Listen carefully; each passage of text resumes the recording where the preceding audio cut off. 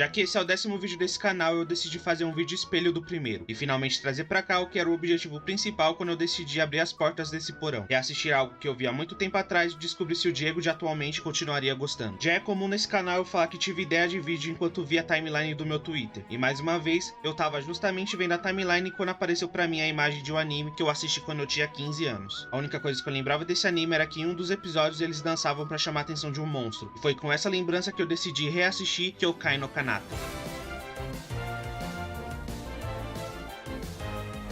Kyokai no Kanata é uma light novel japonesa de ação, fantasia urbana e sobrenatural de 3 volumes, lançada entre 9 de junho de 2012 e 18 de dezembro de 2013. O anime teve 12 episódios e foi lançado entre 2 de outubro e 18 de dezembro também de 2013. Foi o anime que eu assisti e é ele que é o tema desse vídeo. Com apenas 12 episódios é difícil falar que o anime se divide em arcos, mas ele segue uma estrutura que chega muito perto, então é como eu vou seguir nesse vídeo. Mas antes disso eu preciso explicar o universo do que esse anime se passa, e ele basicamente gira em torno da batalha entre Yumo e Kaishi. Eu falei os termos muito cedo, né? É agora que a gente entra de cabeça nessa viagem. Yumos são demônios que passaram a existir no mundo por causa das emoções negativas dos humanos. Eles são a materialização física dessas emoções, ódio, ciúmes, malícia, e enquanto os humanos existirem, os Yumos também vão existir. Mas eles só podem ser vistos por pessoas que têm afinidade com o sobrenatural, e essas pessoas são chamadas de Ikaishi. Os Ikaishi são guerreiros treinados justamente para matar Yumo, e quando o Yumo morre, ele vira uma pedra preciosa que pode ser vendida para avaliadores, que são pessoas especializadas que podem dizer quanto o Yumo vale. E é assim que os Ikaishi ganham a vida matando esses bichos. De personagem principal, a gente pode falar que o anime tem dois, a Kuriyama Mirai e o Akihito Kambara. Mas outros dois personagens também são constantes no núcleo dos dois, e pra mim também dividem o título de principais, que no caso são os irmãos Naze, Mitsuki e Hiroomi. Os primeiros 4 episódios do anime podem ser chamados de Arco da Sombra Oca. O primeiro episódio começa com o menino andando na saída de uma escola, quando ele olha pro telhado e vê uma menina que aparentemente tá pronta pra se jogar de lá. Ele vai correndo até o telhado da escola pra tentar impedir isso, mas a menina dá um mortal e crava uma espada feita de sangue no coração dele. E então eu tenho que explicar mais maluquices. Essa menina que tá no telhado é a Mirai, e ela é uma Ikaishi de um clã extinto que consegue manipular o próprio sangue e usar ele como uma arma de combate. Só que o sangue desse clã é extremamente perigoso, ele funciona como uma espécie de ácido, então era extremamente mal visto por outros Ikaishis. O menino é o Akihito, e a Mirai ataca ele porque na verdade ele não é um humano, ele é metade humano e metade Yumo. Os Yumos podem ter várias espécies diferentes. Usando a explicação que outro personagem dá no anime, é mais ou menos como os mamíferos. Tem os humanos, mas também tem vários outros bichos que também são mamíferos. O Akihito é metade Yumo porque a mãe dele é humana e o pai dele é um Yumo. E por ser metade humano, metade Yumo, o Akihito tem o poder de se regenerar muito rápido. E algumas pessoas até chamam ele de metade Yumo imortal. Então a Mirai aproveita esse dom do Akihito para treinar suas habilidades e esfaquear ele diariamente durante uma semana. Ele é imortal mesmo, é? E é por causa disso que os dois começam a se aproximar um pouco. De tanto ser perseguido pela Mirai, o Akihito acaba gostando dela. Mas aí você decide qual é o tipo de gostar. A Mirai é nova na cidade, e com o desenrolar dos primeiros 4 episódios, a gente descobre que na verdade ela foi pra lá porque um Yumo sem forma muito poderoso vai passar sobre a cidade daqui uns dias. E ela tá atrás desse Yumo pra se vingar por ele ter feito ela matar a melhor amiga dela. Se um Ikaishi entra em contato com a Sombra Oca e abaixa sua guarda, mesmo que por um segundo, ele é possuído pelo Yumo. E foi numa situação assim que a Mirai teve que matar sua melhor amiga Yui. Diferente dos outros Ikaishis, quando a Mirai se tornou a única sobrevivente do clã dela, a família da Yui acolheu ela, ensinou como controlar os poderes e deu o amor e o carinho que uma criança precisa. A Yui consequentemente acabou virando a melhor amiga dela, mas num dia a Sombra Oca acaba possuindo ela e por milésimos antes de ajudar a amiga, a Mirai pensa em fugir e abandonar ela. E quando ela tenta ajudar, ela acaba matando a Yui com o sangue amaldiçoado. Pense em todo o trauma que a Mirai tem e tudo que aconteceu na vida dela até aquele momento. Ser a única sobrevivente viva da sua família e ainda por cima causar, mesmo que indiretamente, a morte de uma das únicas pessoas que estendeu a mão pra ela. A Yui tinha uma irmã mais nova chamada Sakura, e no dia que a Sombra Oca tá passando sobre a cidade, ela também aparece pra se vingar, mas pra se vingar da Mirai. Depois da morte da irmã, ela passou a culpar a Mirai por isso. Enquanto elas estão lutando uma contra a outra, a Sombra Oca acaba passando por elas e transportando as duas pra uma dimensão dentro dela. E esse lugar representa pras duas um lugar pra superar a morte da Yui, o que acaba funcionando com a Mirai, mas não funciona com a Sakura. A Mirai consegue destruir a parte da Sombra Oca que estava dentro dessa dimensão, mas por um momento de descuido, a parte que estava fora acaba possuindo o Akihito.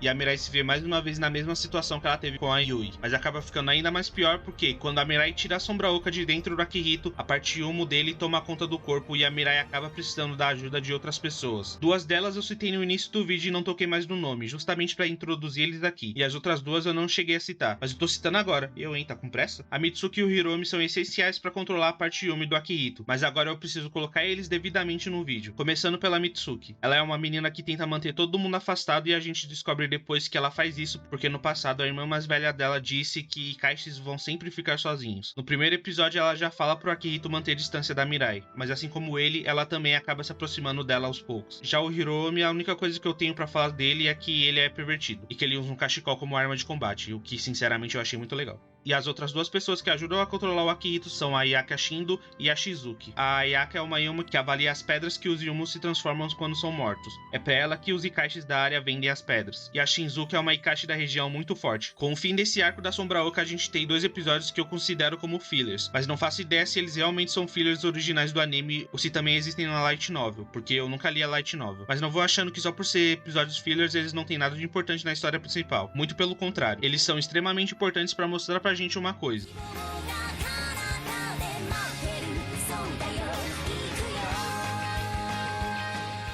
O quinto episódio continua mostrando o início da aproximação da Mitsuki e da Mirai. Ele gira em torno de um festival que acontece anualmente na cidade, mas a Mitsuki nunca foi nele porque é um festival que você precisa ir acompanhado. Você pode ir com um namorado ou namorada, mas também pode ir com um amigo. O importante é ir acompanhado. E como eu disse, a Mitsuki sempre manteve as pessoas afastadas dela, mas naquele ano a Mirai consegue convencer ela a ir, e as duas vão juntas. O sexto episódio é justamente o episódio que eles dançam pra um Yumi que eu falei lá no iniciozinho do vídeo, que era a única coisa que eu me lembrava desse anime. E ele é de longe o meu episódio favorito. O episódio gira em torno do quarteto tentando matar um Yumo tipo fruta, e eu não faço a mínima ideia do que isso significa, mas tá no episódio. O aluguel da Mirai tá pra vencer e ela decide pegar a missão de derrotar esse Yumo porque ele é muito valioso, mas matar ele é extremamente difícil, porque assim que ele vê uma ameaça, ele explode e vira uma enxurrada de líquido amarelo fedorento. Mas a gente acaba descobrindo que esse Yumo é tarado igual a Akihito e o Hiromi, e as mulheres chamam a atenção dele, deixando ele de guarda baixo e facilitando pra outra pessoa atacar pelas costas. Durante uma tentativa e outra, o plano dá errado e eles descobrem que o Yumo também pode ser distraído com música, então eles decidem treinar uma performance pra derrotar o Yumo. E é aí que chega a cena que eu lembrava. Eles fazem a apresentação de uma música muito gostosinha chamada Future Star. Com tudo isso, o episódio realmente parece um filler só pra encher linguiça e atrasar o desenrolar da história principal. Mas eu disse que eles são importantes pra uma coisa na história. E aí vai. Na verdade, eles são importantes justamente pra demonstrar o quão próximos os 4 personagens ficaram. Eles passaram uma semana inteira treinando a apresentação pra matar esse Yumo. E durante ela a gente consegue ver uns frames desse treinamento que servem justamente pra mostrar o quão próximos eles ficaram com tudo que passaram nos episódios anteriores. Eles utilizaram esses 2 episódios fillers pra mostrar isso pra gente de uma forma mais orgânica.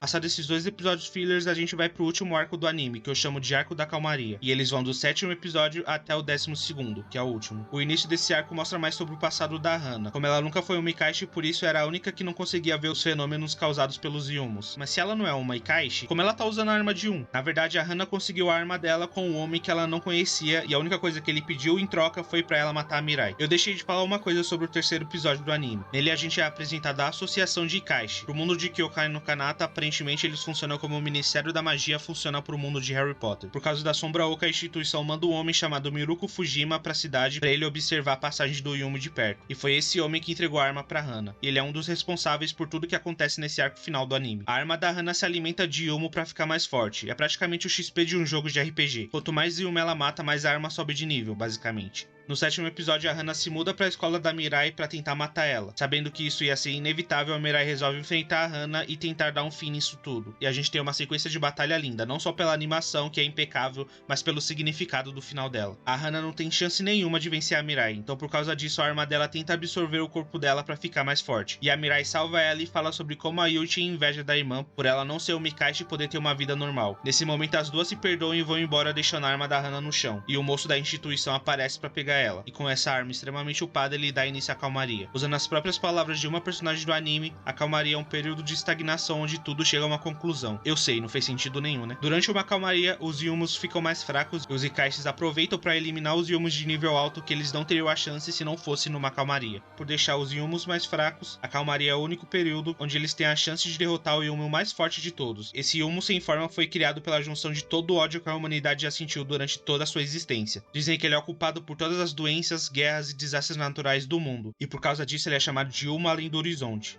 ou no japonês, Kyokai no Kanata.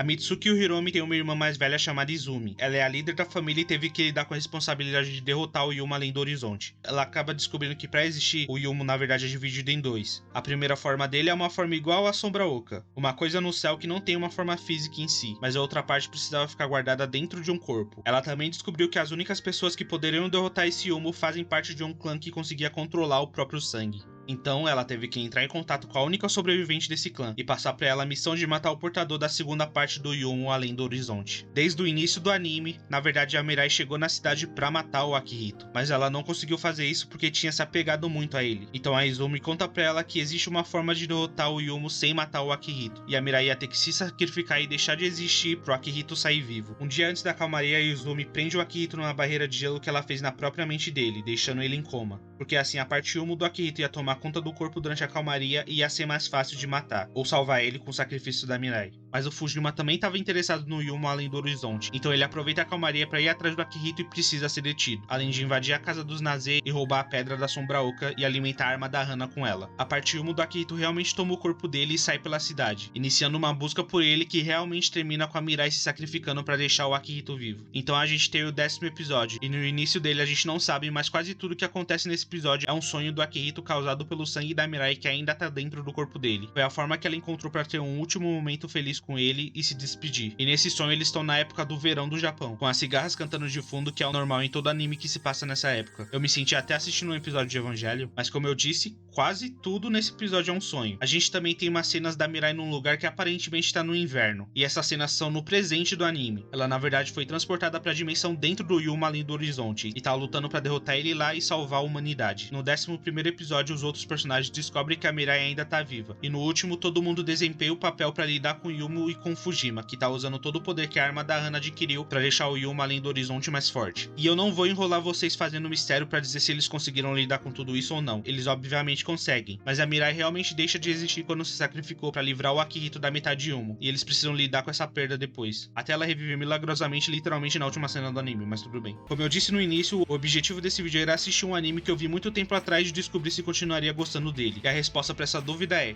sim, eu continuo gostando do anime. Na verdade eu posso dizer que eu gosto bem mais do que eu gostei quando eu vi com 15 anos. O anime te deixa o tempo todo em dúvida, mas todas elas são respondidas no decorrer dele. Eu amei todas as amarras de roteiro que deram, e amei ainda mais como tiveram alguns desenvolvimentos que nem precisaram de fala em si. A própria situação no geral já gritava esse desenvolvimento na sua cara. Mas eu entendo que para algumas pessoas o anime pode ser considerado parado em algumas partes. Eu deixei de falar de várias cenas que para esse roteiro não ia fazer tanta diferença, mas não teria como pular elas assistindo o anime pela primeira vez, porque você não ia saber se são importantes ou não. Para algumas pessoas, um vídeo falando do anime pode ser bem mais interessante do que o anime em si, e eu espero que esse vídeo sirva justamente para isso. E agora eu tiro essa partezinha final para fazer um agradecimento. Eu costumava usar meu celular e um programa no computador para servir de microfone e conseguir gravar meus vídeos, mas esse programa sempre bugava e eu perdia partes inteiras do roteiro. Isso sempre me desanimava quando eu ia editar e descobria que partes importantes simplesmente não foram gravadas porque o programa bugou. No dia que eu tava editando o vídeo de O Segredo na Ilha, eu fui no WhatsApp do meu melhor amigo, o Hélio, e falei que esses erros no áudio me desanimavam muito e eu tava pensando em desistir do canal até conseguir um microfone que não me desse esses problemas. E ele me respondeu falando que tinha um microfone parado lá na casa dele e que ia me dar porque acreditava no meu projeto e não queria que o canal parasse. Então essa parte do vídeo na verdade é pro Hélio, pra agradecer mais uma vez pelo microfone, o que eu já fiz muitas vezes, mas também pra agradecer por ele ser o meu melhor amigo e me apoiar em qualquer coisa que eu faça na internet. Você sabe o quão importante nossa amizade é pra mim. Obrigado por me aturar por quase 10 anos. Eu sei que não é uma tarefa fácil, mas você também não tem escolha. Eu, hein? Agora sim, vamos finalizar o vídeo porque com certeza ele tá enorme pro padrão de vídeo desse canal. Espero que vocês tenham gostado. Por favor, não esquece do like e de compartilhar com um amigo. Isso me ajuda bastante. Deixa um comentário aí embaixo, eu vou adorar ler o que você achou do vídeo. Eu sou o Diego e você é sempre bem-vindo no meu porão pra me ouvir falando de coisas aleatórias e completamente irrelevantes.